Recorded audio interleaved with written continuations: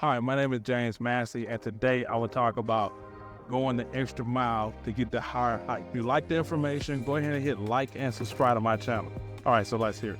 So one of the things that I always strive to do is to hit the highest heights as possible. And what I mean by that is whenever you have your business, like there's always the next level. There's always the next thing that you should be thriving for. So one thing that I have always done is I've consistently gone after better, right? And what I mean, like, who doesn't, right? That's the thing. Who doesn't go after better? But what I mean by that is, like, there's always another mountain to climb. There's always another situation for you to hit. So, what I do is I try to find somebody that has already done what I've done. And then what I'm going to do is I'm going to copy them and use them as a mentor. So, how do you get mentors, right? It's a couple of different ways. One of the particular ways is you can actually, get a course. So some of these mentors, they have course, being able to get a course and following a plan with that.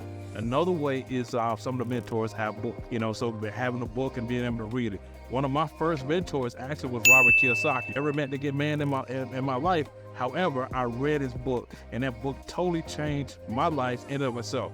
But not only for my life, but my entire family. I ended up buying this game. He had cash flow, and I took the information from the game and I structured my business and my life around that whole situation.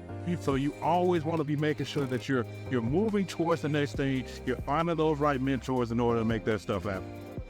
So another thing that I've always done as well is I've always found the right people, and by me finding the right people, I also willing to pay for a mentor or a coach, right? So everybody has a coach, that is doing something big. Guess what? Tony Robbins has a coach. Tony Robbins is a coach, but he has a coach, right?